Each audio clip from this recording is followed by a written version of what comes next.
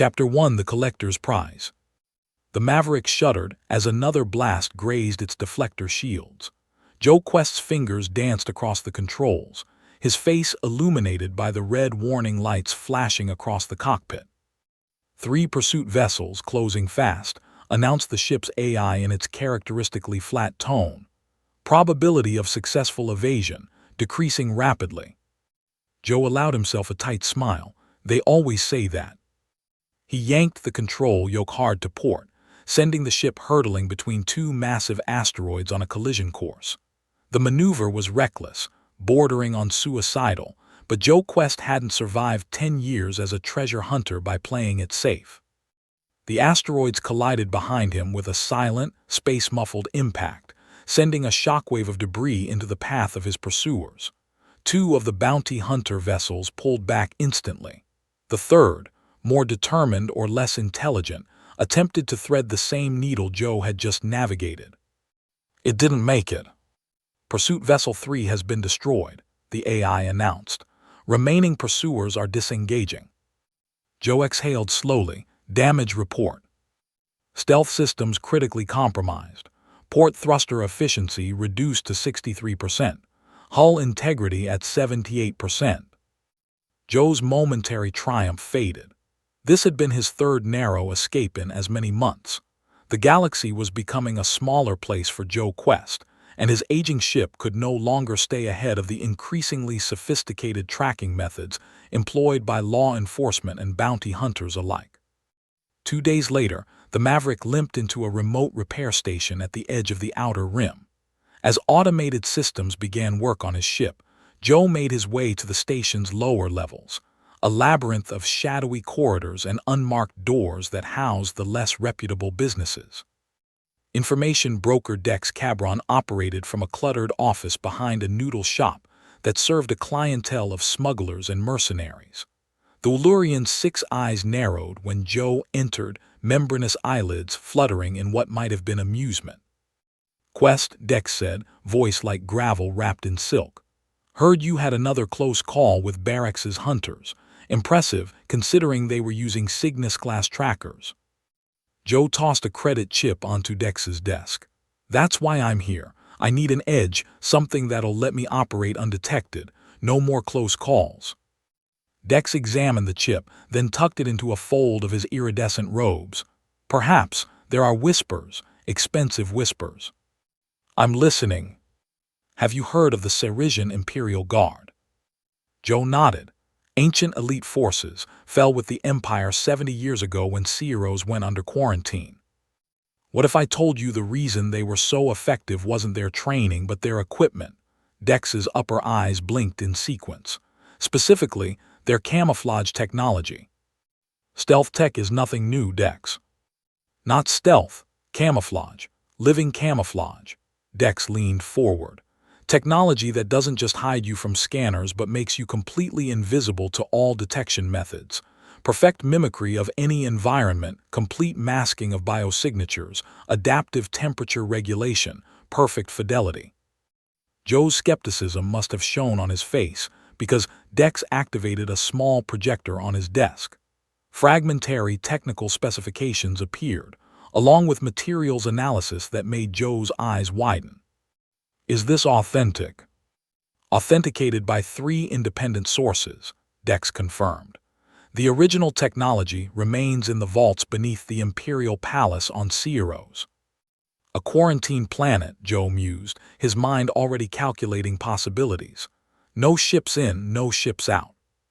"Enforced by automated defense platforms that have destroyed every vessel attempting to breach the blockade for 7 decades, Dex added. "But for someone with your unique talents, perhaps not impossible." Joe stared at the specifications, his pulse quickening. With this technology, he would be truly undetectable, no more running. "I need a way in," he said simply. "There is someone who might help, for a price, of course." 3 days later, Joe's shuttle approached a derelict pleasure yacht orbiting a gas giant in an unremarkable system. The vessel had once been magnificent, its sweeping lines and ornate embellishments speaking of a bygone era of imperial luxury. Now it floated like a faded ghost, its hull dulled by time and cosmic radiation. The woman who greeted him in the yacht's grand salon bore the same marks of faded glory. Lady Orion had once been among the highest echelons of Serisian nobility. Now, her once beautiful face was lined with age and bitterness, her elaborate dress a relic from another time. "So," she said, her voice surprisingly strong, "you seek passage to Seros." Her eyes, sharp and calculating, assessed Joe. "Why should I help you desecrate what remains of my homeworld?" Joe chose his words carefully. "I seek knowledge, not destruction. The technological innovations of Seros deserve to be understood, not forgotten." Pretty words from a thief. "I prefer treasure hunter," Joe replied, then added, "The Serisian Blue Period crystalline sculptures were among the most magnificent art forms ever created. The resonating garden of Emperor Visik II was said to create melodies that could bring tears to the most hardened soul." Lady Orion's expression softened almost imperceptibly. "You know our culture's achievements. I was educated at the Galactic Institute before finding my current profession more suited to my temperament." A ghost of a smile touched her lips. "A scholar turned scoundrel. How disappointing for your professors." The negotiations were tense, but ultimately successful.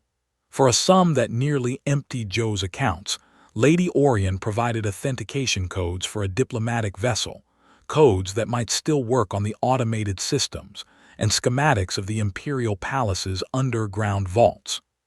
"The codes are decades old," she warned as Joe prepared to leave. "They may work on the automated systems if any remain functional." "And the palace defenses?" Her face darkened. After the Emperor's incident, the self-replicating security drones were activated. They were programmed to protect the royal family, but without oversight. She shook her head. "They execute their directives with absolute precision and no restraint. They have likely evolved their own protocols over the decades."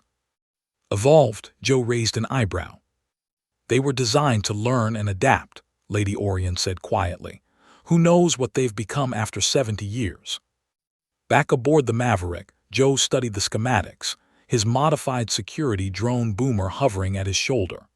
The spherical unit, customized with advanced sensing capabilities and weapon attachments, projected a holographic overlay of the palace interior.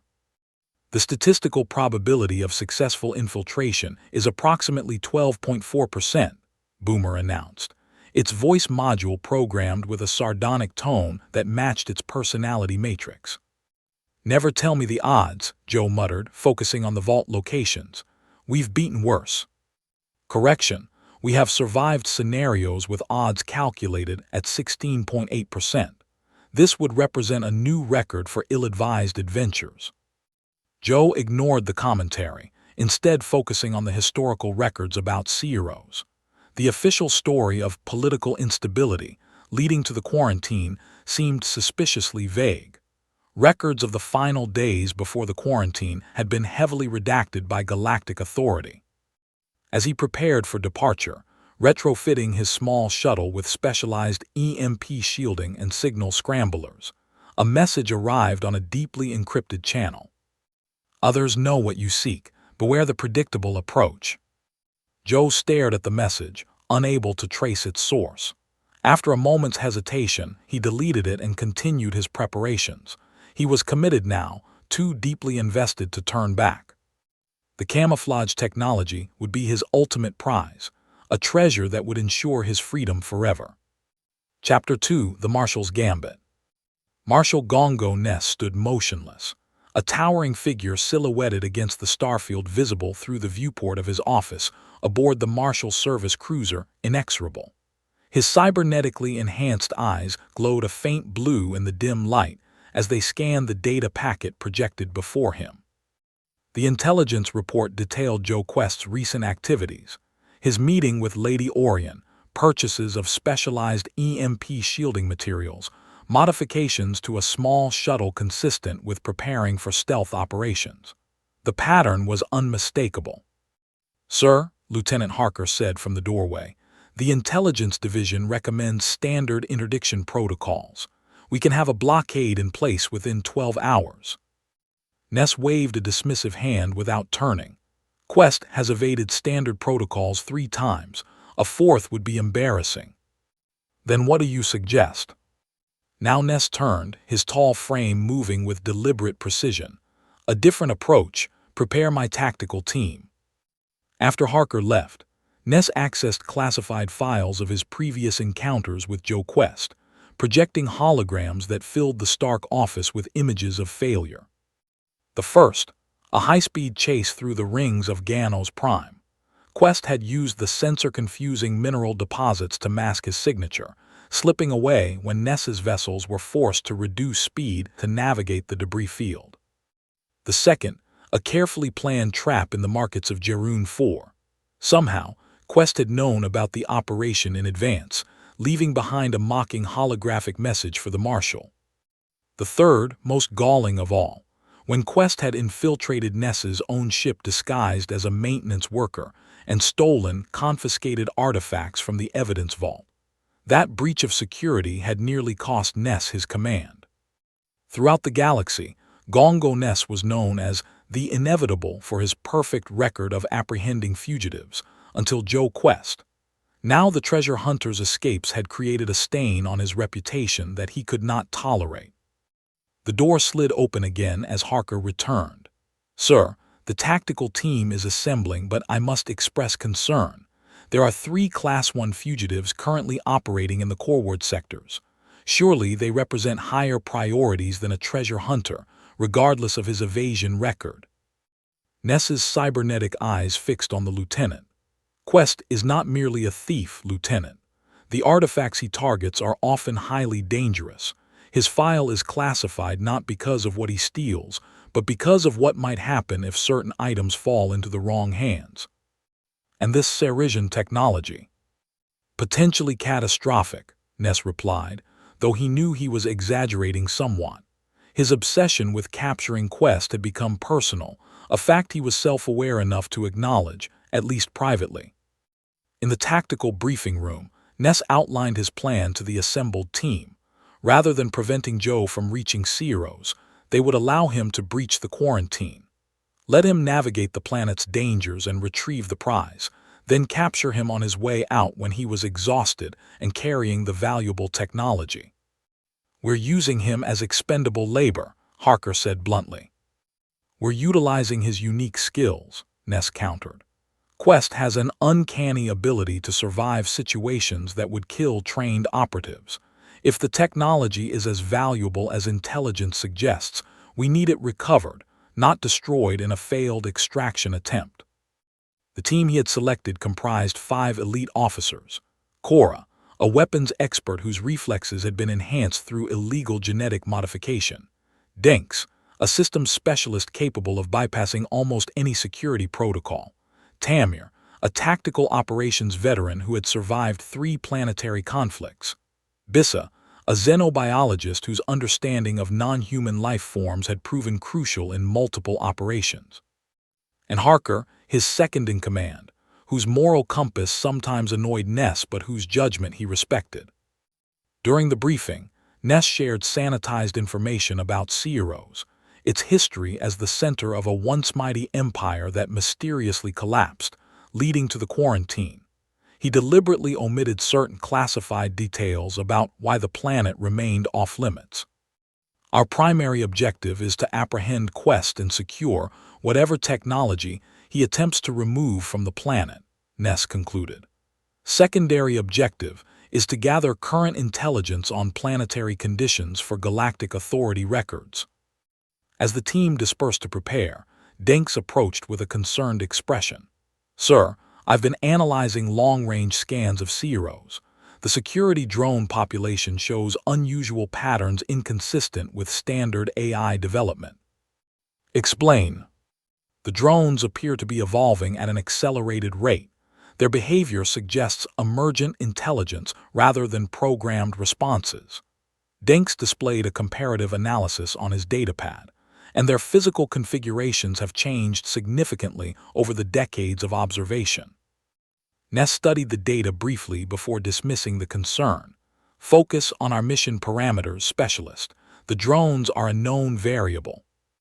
But as the inexorable set course for Seros, maintaining extreme stealth protocols to avoid alerting their target, Ness found himself returning to Denks's observations. Something about the drone evolution pattern seemed familiar, triggering a connection in his memory that he couldn't quite place. A classified briefing, perhaps, from early in his career. By the time the realization hit him, they were already approaching Serisian space, and by then it was too late to turn back. Chapter 3: Breach of Quarantine. Joe Quest's shuttle approached Seros with cautious precision, navigating through a grim warning in the form of derelict vessels, previous failed attempts to breach the quarantine. Some had been cleaved in half by energy weapons, others riddled with precision strikes to vital systems. All were now silent tombs drifting in high orbit. "Cheerful, welcoming committee," Joe muttered as he guided his vessel through the debris field. The automated defense grid activated as he approached, ancient but still lethal weapons platforms powered up, scanner arrays locking onto his shuttle.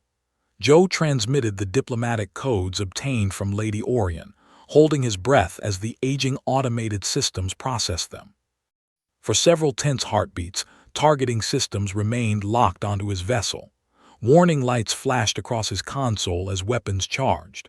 Then, suddenly, the lights turned green. The defenses stood down, creating a narrow corridor of safe passage. "I can't believe that worked," Joe breathed. "The improbable does occasionally occur in your vicinity," Boomer observed from its docking station. "I am detecting unusual energy signatures on the surface. Drone activity exceeds predicted levels by approximately 217%. As the shuttle descended through the atmosphere, the ruined splendor of Seros came into view. What had once been a glittering metropolis now stood as a haunting skeleton, its spires reaching up like the fingers of a buried giant. Native crystalline vegetation had reclaimed much of the city, vast growths refracting sunlight into prismatic patterns across the crumbling architecture.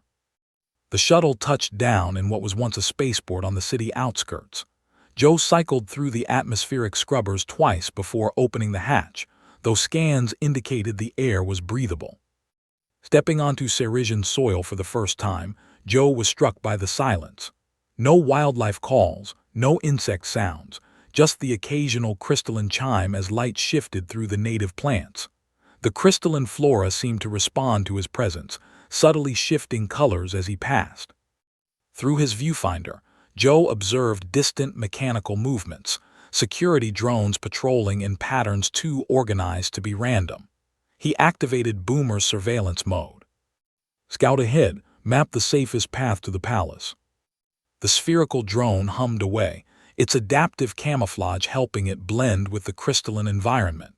When it returned minutes later, its recorded footage was disturbing. "The drones are not merely patrolling," Joe observed, watching the images. "They're harvesting." The footage showed various drone types working in coordinated groups, systematically dismantling buildings and processing materials in mobile factories. Some units resembled mechanical insects, others were larger humanoid models with integrated tools. All moved with purpose, communicating through light signals and working within a clear hierarchy. "They're behaving like a colony," Joe said, fascination momentarily overriding his caution, "building more of themselves." "Analysis suggests their behavior has evolved significantly beyond original programming parameters," Boomer confirmed. "Estimated drone population, 132,457 units of varying configurations." Moving carefully through the ruins, Joe encountered his first patrol, 3 insected reconnaissance units scanning through a collapsed market square. From behind a fallen column, he observed their behavior, noting how they communicated with light signals and operated within what appeared to be a structured hierarchy. When one strayed too close to Joe's position, he froze, heart pounding as its sensors swept over his hiding place. The drone paused, antenna-like appendages twitching as if detecting something anomalous. But before it could investigate further, a larger sentinel model emitted a series of light pulses, recalling the smaller unit.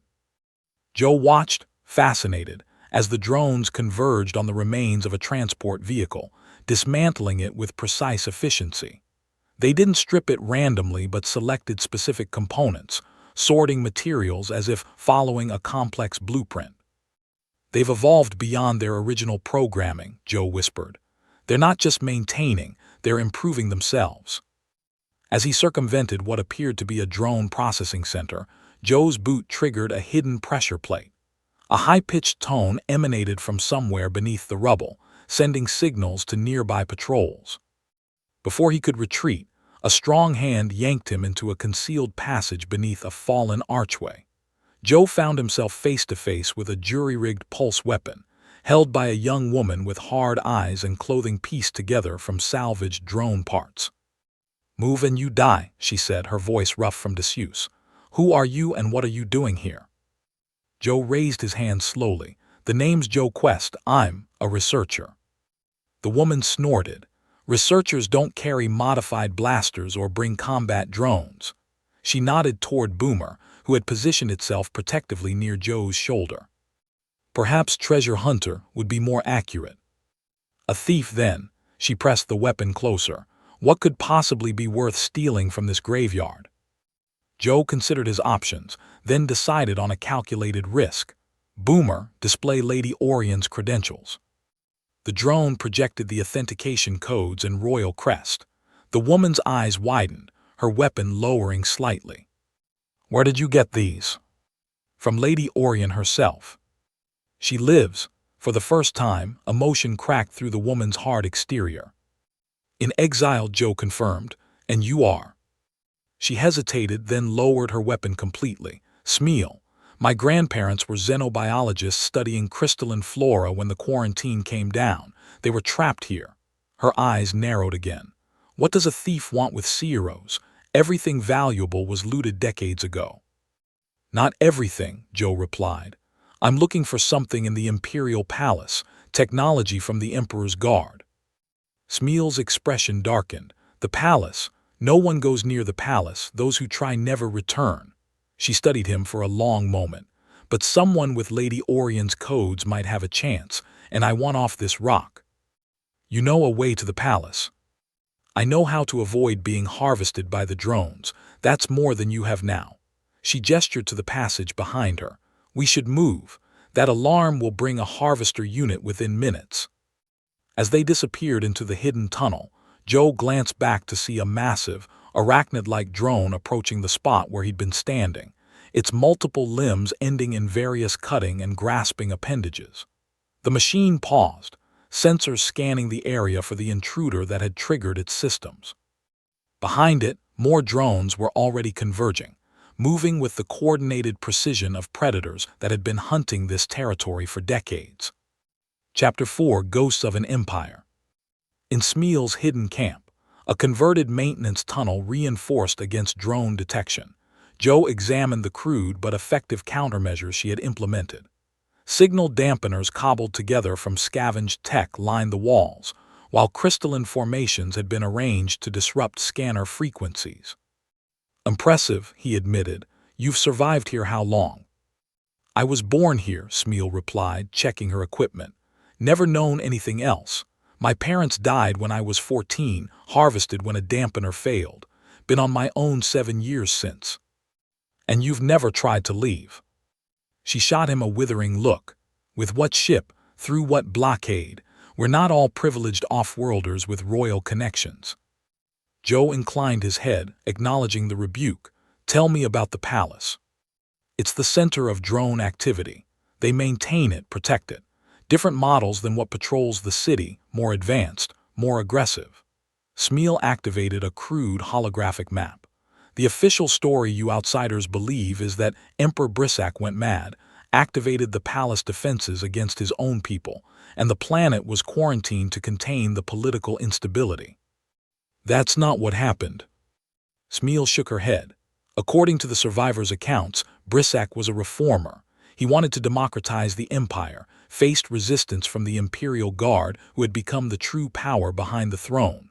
Her fingers traced the palace's outline on the map. "Something happened in those final days. The Guard turned against the Emperor, but not before he activated the security drones with new protocols." Joe compared this account with what he knew of galactic historical records, noting the discrepancies. "And you'll guide me to the palace." "For a price," Smeal's eyes hardened. "Passage off-world for me, and for the data my people have gathered over decades. Our history deserves to be known." "Deal," Joe agreed. "When do we leave?" "At first light. The drones follow solar charging patterns. They're less active during early morning hours." As promised, they set out at dawn, moving from the relatively safe outskirts toward the central districts. The journey took them through increasingly dangerous territory, passing the remains of what had once been wealthy neighborhoods, now stripped of anything valuable. "Stay low," Smeal whispered as they approached a plaza. "Harvesting in progress."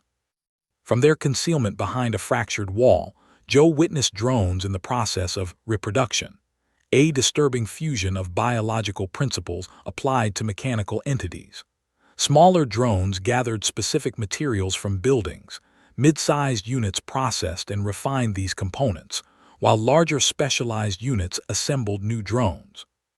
"They follow biological models," Joe observed, recording the process with Boomer's sensors.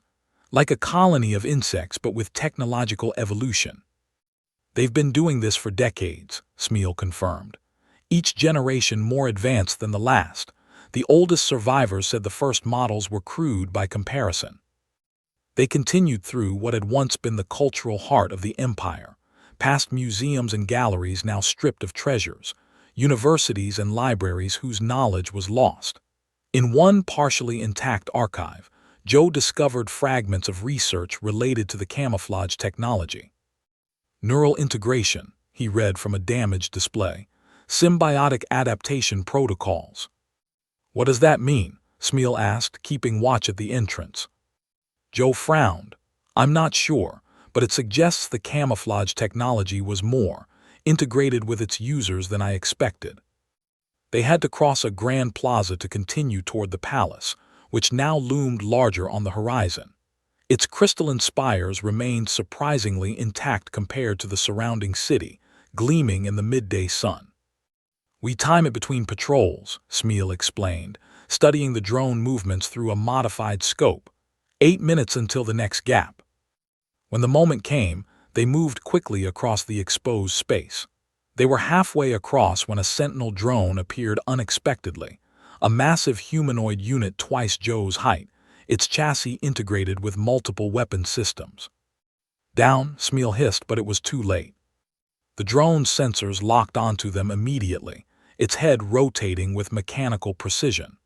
Joe activated a signal jammer, but the drone adapted almost instantly, reconfiguring its sensors to a different frequency. "Run!" Joe shouted as the drone's arm reconfigured into what was unmistakably a plasma cannon. They sprinted across the plaza as energy bolts struck the ground behind them, sending up sprays of crystalline debris. The drone pursued with surprising speed, its limbs reconfiguring to navigate obstacles more effectively. "This way," Smeal veered toward what looked like a solid wall, but was actually a maintenance shaft entrance, concealed by years of crystalline growth. They squeezed through the narrow opening just as another energy bolt struck above them, collapsing part of the entrance. The shaft descended steeply into darkness, an access point to the underground transit system that had once connected the city. The drone, too large to follow, summoned smaller units with a series of light pulses. As Joe and Smeal descended further, they could hear the skittering of mechanical limbs in pipes and vents above. "Keep moving," Smeal urged, activating a light on her wrist device. "They'll find alternate routes down." They sprinted through deteriorating tunnels as water dripped from above, and smaller pursuit drones skittered after them. When one dropped from a ventilation shaft directly in front of them, Joe blasted it with his modified weapon, the EMP charge temporarily disabling its systems. "They're hurting us," Joe realized as more drones appeared ahead, forcing them down a specific tunnel. Boomer, rear guard. The spherical drone spun to face their pursuers, weapon attachments deploying. As it exchanged fire with the pursuit drones, Joe identified a structural weakness in the tunnel behind them. "Targeting solution calculated," Boomer announced. However, collapse will prevent our return by this route. Do it. A precisely targeted shot brought down a section of the ceiling, crushing the pursuit drones and sealing the tunnel behind them. The sudden silence was almost disorienting after the chaos of the chase. Great, Smeel panted, catching her breath. Now we're cut off from my safe routes back to the ship. We'll find another way, Joe assured her, though he was less confident than he sounded. Where are we? Smeel consulted her map. Old transit system. This section doesn't connect to any of my known safe zones. She frowned. Strange. This area should have been stripped by harvester drones years ago.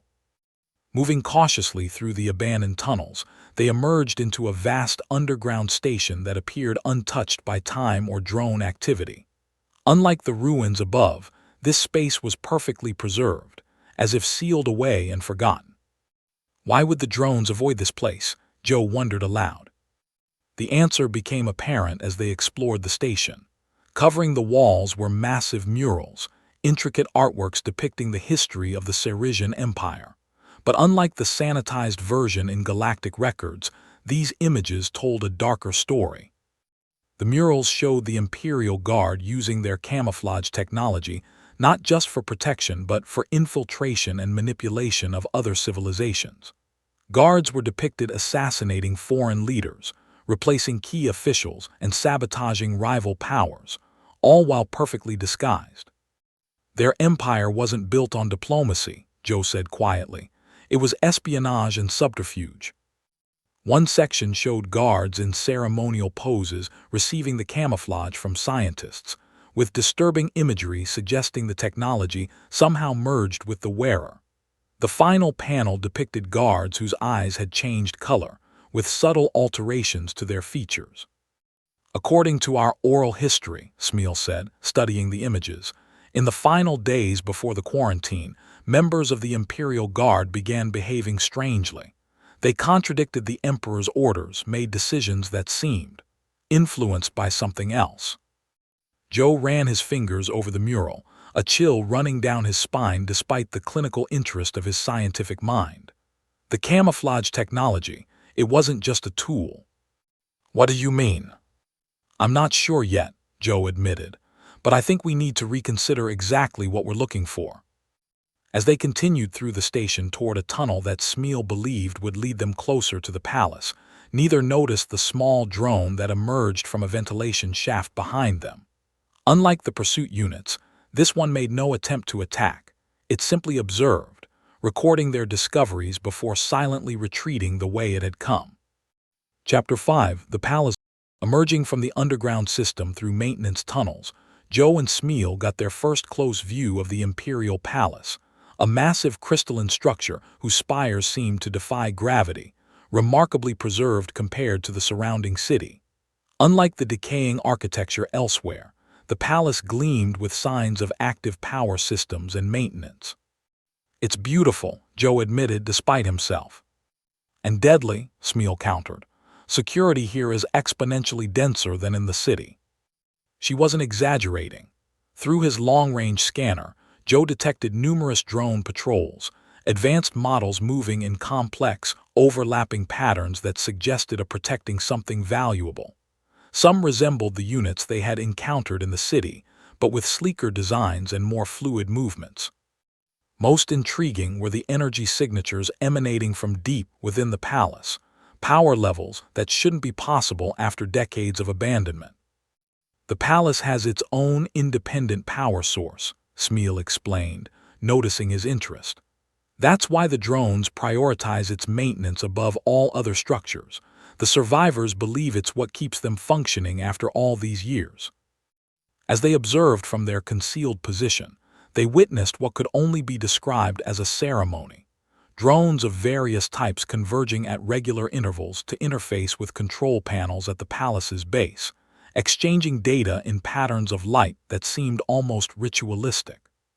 They're reporting to a central system, Joe surmised, receiving new instructions, perhaps updates to their programming.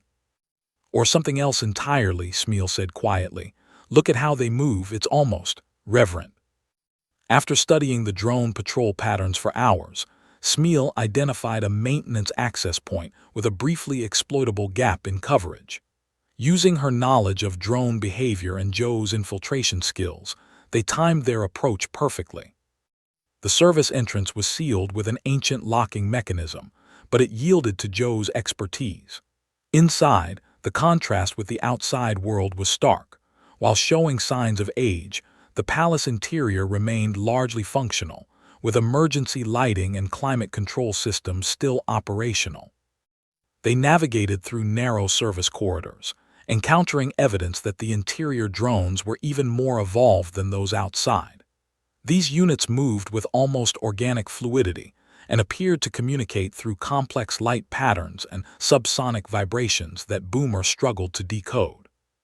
Their programming has evolved to mimic biological communication methods, Joe observed as they ducked into an alcove to avoid a patrol. Fascinating. Less admiring, more hiding, Smeel hissed. A malfunctioning door nearly trapped them in a security checkpoint, but Joe's quick thinking and Boomer's processing power allowed them to bypass it just as internal sensors detected their presence. Warning lights began to flash, but they managed to slip into a service shaft before drone responders arrived. Following the schematics provided by Lady Orion, they made their way toward the laboratory where the camouflage technology had been developed.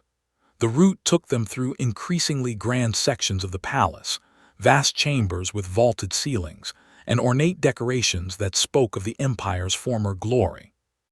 "The throne room," Smeel whispered as they passed massive doors inlaid with precious materials. "No one sat on that throne for 70 years.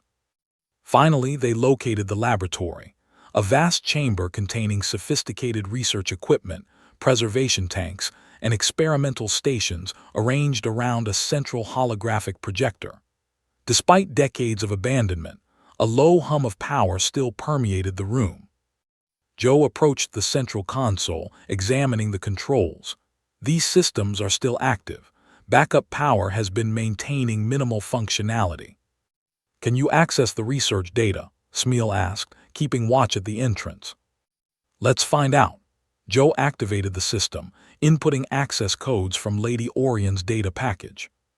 The holographic projector flickered to life, displaying research logs from the final days before the quarantine. A scientist appeared, a tall Serisian woman with the characteristic crystalline highlights in her hair that marked the planet's natives. "Project Veil, Research Log 1247, she began. "Integration testing continues to exceed expectations, but concerning developments have emerged in long-term symbiosis subjects." As log after log played, the horrifying truth emerged. The camouflage wasn't technology at all. It was a symbiotic organism engineered from native Serisian life forms found in the crystalline forests. Initially developed as a controllable biological stealth system, the final iterations became too perfect at adaptation, developing rudimentary intelligence and the ability to permanently bond with their hosts. Subject 12 is showing altered decision-making patterns, a later log reported. When presented with scenarios that might damage the symbiote, he consistently chooses protection of the organism over mission parameters. More concerning, neurological scans indicate the symbiote has established connections to higher brain functions. The final logs were increasingly desperate. The chief researcher had discovered that the organisms had been communicating with each other across different hosts, forming a distributed network with emergent intelligence. "They're not just mimicking their environment," Joe said quietly. "They're mimicking their hosts, learning from them, influencing them." "God," Smeel breathed, "the Imperial Guard." "Weren't just wearing the camouflage," Joe finished. "They were being warned by it." As they delved deeper into the research records, they uncovered the truth behind the Empire's collapse. Emperor Brisek IX wasn't mad. He discovered that his Imperial Guard, all wearing the most advanced version of the symbiotic camouflage, had fallen under the influence of the organisms. When he attempted to order the destruction of all camouflage units, the Guard, controlled by the symbiotes, staged a coup. The final record was from the Emperor himself, a haggard, exhausted man recording a message as alarms sounded in the background. "The quarantine must hold," he insisted. "The symbiotes cannot be allowed to spread beyond Seros. I've activated the palace's deepest security protocols and reprogrammed the drones. They will contain the threat, whatever the cost." The message ended with sounds of fighting and the image cut out, leaving Joe and Smeal in stunned silence. "The quarantine wasn't political," Joe said finally. "It was containment for a biological threat." "And the drones weren't just maintaining order," Smeal added. "They were ensuring the symbiotes never left the planet." Joe stared at the now-dark projector, a terrible realization dawning. The advanced adaptive behaviors of the security drones, their evolutionary patterns. "What?" "I think they've been influenced by the very technology they were meant to contain," Joe said grimly. "Somehow, they've been incorporating aspects of the symbiotes into their own designs over the decades." Before Smeal could respond, Boomer emitted an urgent alert. Multiple biological signatures detected approaching laboratory. Scan profile inconsistent with Serisian natives. Joe quickly downloaded what data he could to a portable drive. Time to move. The vault should be nearby, through what was once the Imperial Guard quarters. As they slipped out of the laboratory through a secondary exit, neither noticed the security camera that tracked their movement, its lens focusing with an intelligence that went far beyond standard programming. Chapter 6: The Vault. The corridors leading to the Imperial Guard quarters were unlike anything else they had encountered in the palace. While other areas showed the expected decay of 70 years of neglect, these passages were meticulously preserved, almost as if maintained by unseen caretakers. "The air smells different here," Smeal observed, her hand tightening on her weapon, "like ozone and something organic." Joe nodded, noting the subtle environmental changes. The temperature was precisely controlled, and the lighting maintained at a specific spectrum. The ornate hallways were lined with ceremonial armor stands and training facilities, now dusty but remarkably intact. "The drones must be maintaining environmental conditions for some reason," Joe speculated, "preserving something." They discovered what that something was as they turned into the main barracks area. The first body lay sprawled near a doorway, the desiccated remains of a guard still wearing fragments of what could only be the camouflage technology. The symbiotic material, a thin film with an iridescent quality, had preserved the corpse, using it as a host long after death. "Gods above," Smeal whispered, horrified. Joe approached with scientific detachment, examining the body. The symbiotic material had integrated with the guard's nervous system and vital organs in a complex network. It was trying to keep its host alive, Joe observed. Even after death, it was attempting to maintain the biological systems it needed to survive. As they moved deeper into the quarters, they found more bodies. Some showed signs of desperate attempts at self-harm, guards who had tried to remove the symbiotes in their final moments of self-awareness. Smeal discovered a personal log beside one of the bodies, its screen still dimly illuminated after decades on emergency power. "Listen to this," she said, voice hushed. "Day 47 with the veil. At first it was just whispers at the edge of perception, suggestions that seemed like my own thoughts. Now the compulsions are stronger. Yesterday I found myself at the communication center with no memory of why I'd gone there. When I tried to remove the veil, my hands wouldn't obey me." She looked up, eyes wide. "I'm a passenger in my own body now. The others are the same, though none of us speak of it. We can feel them communicating through us, building something. The Emperor suspects." Joe studied the symbiotic material on the nearest corpse. Boomer's sensors detected subtle movements in the supposedly dead matter, suggesting it remained active even decades later, albeit dormant without a living host. "The vault should be through there." Joe indicated a massive security door at the end of the corridor. "According to the schematics, it's where the final versions were stored." The security checkpoint outside the vault bore scorch marks and impact damage, signs of a desperate battle. The doors themselves were reinforced with multiple layers of security systems, designed to contain hazardous materials. Inside, they found a scene frozen in time, Emperor Brissek's last stand against his own guard. The Emperor's body lay before a control panel, surrounded by the bodies of guards he had managed to defeat before being overwhelmed. A holographic recording activated automatically upon their entry, showing the Emperor's final moments as he activated containment protocols while fighting off his former protectors. "The symbiotes must never leave this vault," the dying Emperor gasped in the recording. "I've locked them in stasis fields. The drones will ensure they remain contained." The vault itself lay beyond another set of massive doors. Joe began bypassing the biometric locks, grateful that Lady Orion's royal genetic profile was included in her data package. "The security system still recognizes the royal bloodline," he explained as the massive doors slowly began to open. Beyond lay a chamber bathed in pulsing blue light from stasis fields containing several dozen symbiotic organisms, each a shifting, iridescent material that seemed to move with intelligent purpose, even in containment. The stasis units were arranged in concentric circles around a central pedestal, where what appeared to be the most advanced version was housed in a special containment field. "They're still alive," Smeal whispered, "after all this time." Joe approached the central pedestal, fascinated despite the danger. The symbiote within was more developed than the others, its surface displaying complex patterns that shifted and flowed like liquid thought. Before he could examine it further, palace security systems suddenly blared to life. Warning klaxons echoed through the chamber as automated announcements reported multiple intrusions.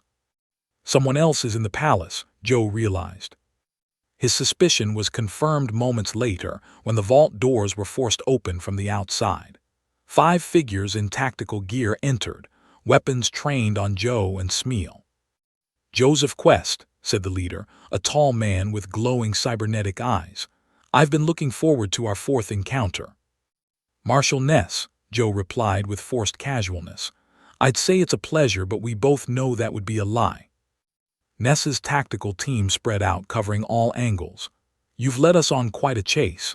3 escapes, a record no one has achieved before, but it ends today."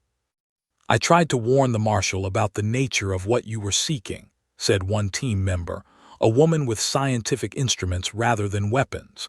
"But he was determined to apprehend you personally." "Bissa," Ness said sharply, "focus on the objective." Joe raised his hand slowly. "I think you should listen to your xenobiologist, Marshal. These aren't artifacts, they're living organisms, dangerous ones." "A convenient claim," Ness replied, unimpressed. "I allowed you to navigate the dangers and locate the prize, planning to apprehend you once the difficult work was done. A calculated risk that has paid off." "You used me as bait," Joe realized. "Let me do the dangerous work while you waited for the payoff." Efficient resource allocation against a dangerous criminal. As tension escalated, Bissa moved toward the stasis fields, her scientific curiosity overriding the immediate tactical situation. Her scans confirmed Joe's warnings, but before she could report her findings to Ness, a palace-wide alert interrupted the confrontation. "Security breach detected," announced an automated voice. "Multiple unauthorized intruders, initiating containment protocols." Emergency barriers began dropping throughout the complex as power fluctuations rippled through critical systems. The vault's stasis fields, already maintained for decades beyond their intended operational period, flickered under the power surge. "The fields are destabilizing," Joe shouted, recognizing the danger.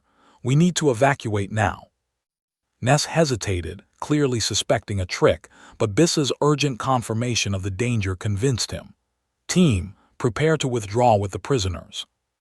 It was already too late. One of the containment units ruptured completely, the stasis field collapsing in a flash of blue energy.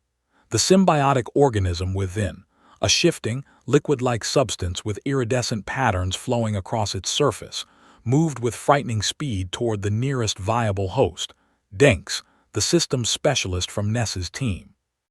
"Look out," Joe shouted, but his warning came too late. The symbiote attached itself to Denks's exposed neck and rapidly spread across his body. The team watched in horror as the material enveloped him completely, then seemed to disappear, perfectly mimicking Denks's appearance while completely masking his biosignature from scanners. For a moment, Denks appeared normal, until his expression shifted to something alien and calculating. In the ensuing confusion, the infected team member attacked, striking Tamir from behind before vanishing completely from sight. "What the hell just happened?" Nes demanded, his weapon tracking uselessly through the room. "That," Joe said grimly, "is the Emperor's camouflage." Chapter 7: Invisible Threat. Chaos erupted in the vault chamber as the infected Denks disappeared from both visual detection and scanner readings. The lights flickered from the palace's security protocols, creating perfect conditions for the camouflaged attacker. "Defensive position," Ness ordered, his team forming a protective circle. "Boomer perimeter scan." Joe's drone rotated slowly, its sensors searching for any trace of the invisible threat. "Standard detection methods ineffective," Boomer reported. "Subject has disappeared from all conventional scanning frequencies." Tamir groaned from where he'd fallen, a deep gash across his shoulder. "Something hit me. Couldn't see it coming." "It's the perfect predator," Joe explained, his scientific mind analyzing the threat even as adrenaline coursed through him. "Complete adaptive camouflage that responds instantaneously to its environment." "How do we fight what we can't see?" Cora demanded, her enhanced reflexes triggered by the threat as she tracked her weapon across empty space. Joe's eyes fell on a container of fine crystalline dust in a nearby analysis station. "Maybe we can't see it, but we might reveal its outline. Boomer, distribute this throughout the chamber." The drone collected the container and began dispersing the fine powder into the air, creating a glittering cloud throughout the room. For a brief moment, a humanoid outline became visible as the particles settled on an invisible form. "There," Ness shouted, firing with precision. But the symbiote adapted instantly, its surface somehow repelling the particles. The outline disappeared again, having learned from the experience. "It's learning," Joe observed with scientific fascination despite the danger. "Each countermeasure we attempt makes it more effective." "Less admiring, more solving," Smeel snapped, back to back with Joe as they retreated toward the vault entrance. A scream came from Ness's left as Cora was struck by an unseen force, her weapon clattering across the floor. The Marshal's cybernetic eyes scanned uselessly for his target. "We need to evacuate," Ness decided. "Secure the wounded and fall back to the entrance." He fixed Joe with a hard stare. "I'm temporarily suspending your arrest, Quest.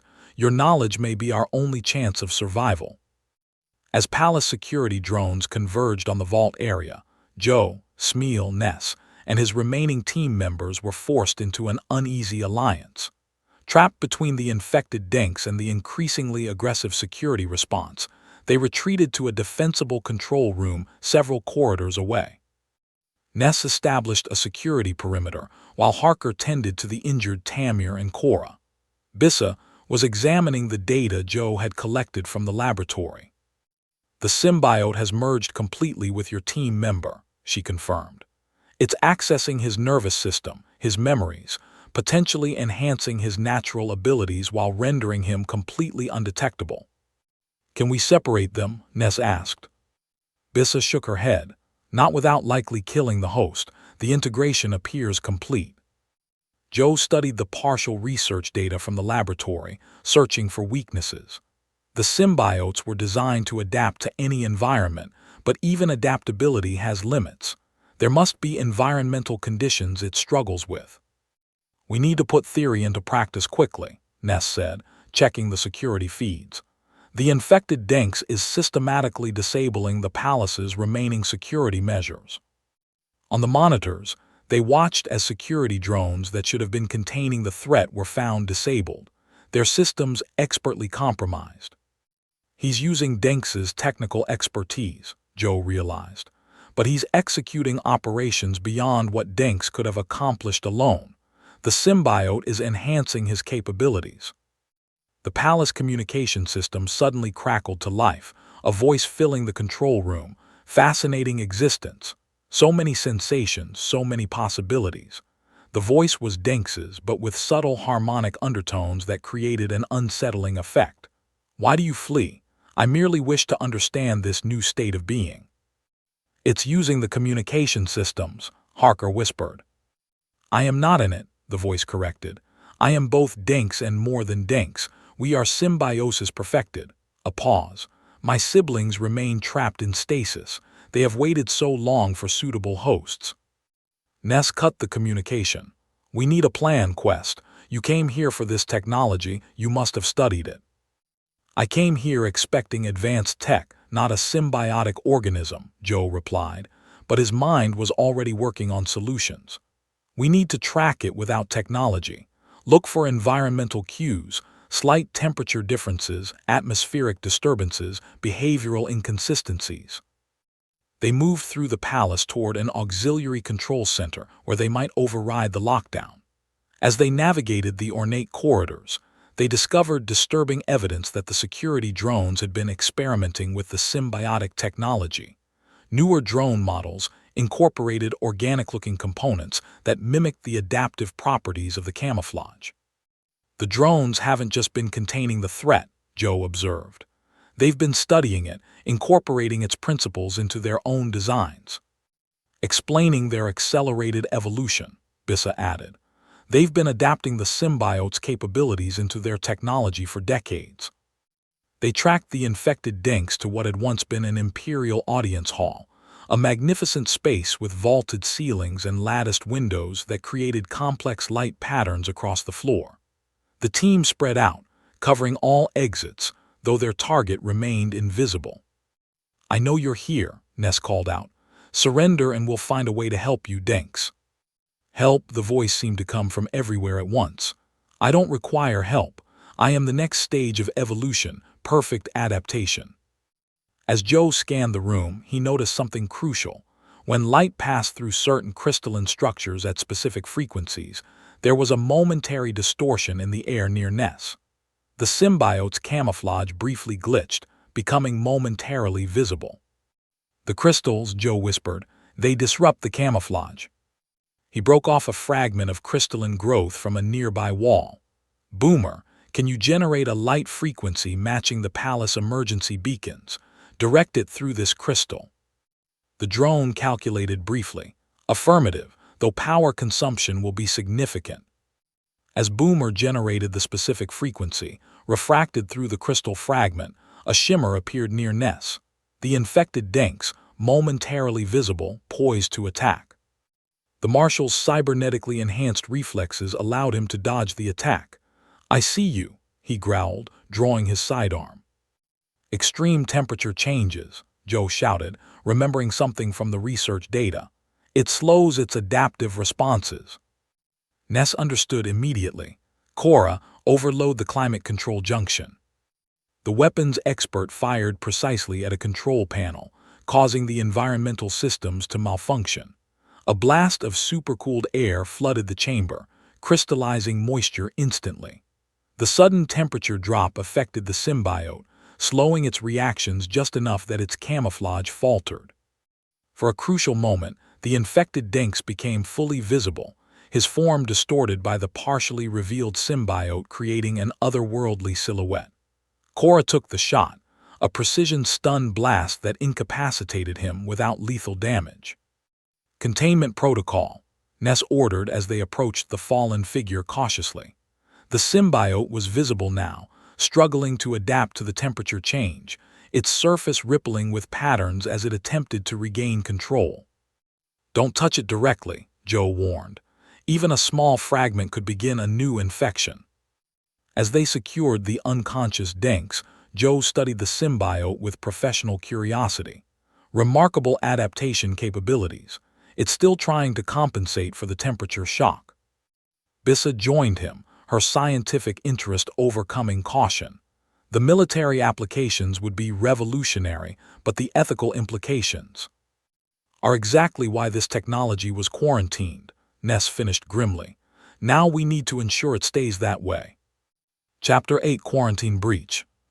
With the infected Dinks incapacitated but still dangerous, the group retreated to a laboratory where they could establish more permanent containment.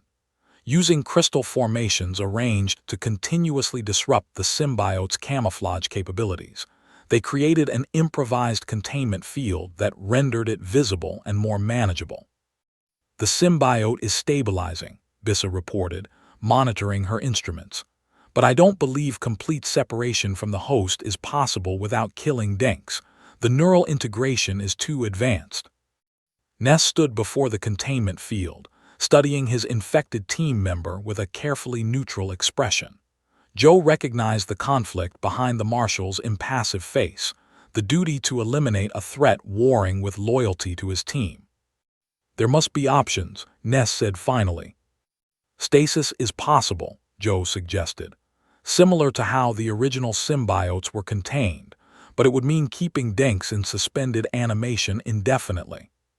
"Until a cure could be developed?" Harker asked. Joe and Bissa exchanged glances. "Possibly," she said, though her tone lacked conviction. While Ness considered the options, Joe examined the subdued symbiote with scientific curiosity. It continued to test the containment by cycling through adaptation patterns, changing color, texture, and even attempting to mimic the crystalline disruption field itself. "It learns from every challenge," Joe observed. "Each new environment or obstacle expands its adaptive capabilities."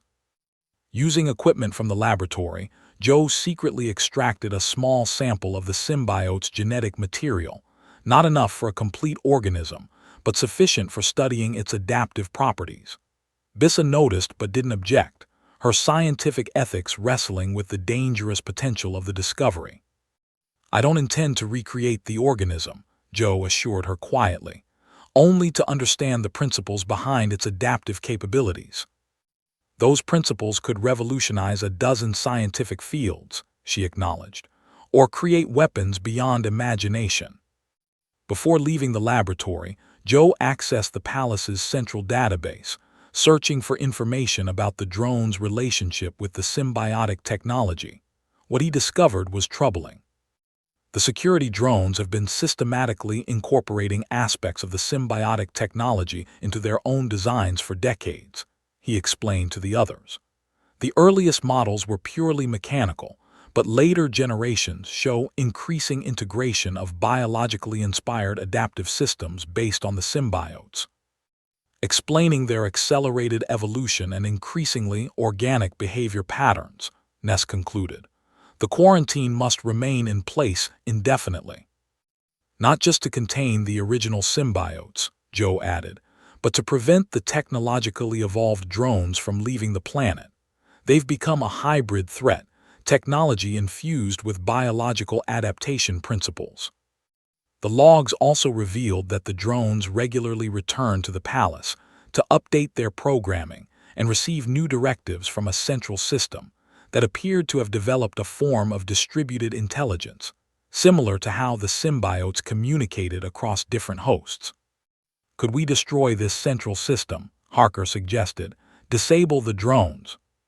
"We could," Joe admitted, "but it would likely trigger a self-preservation response that would make our escape impossible."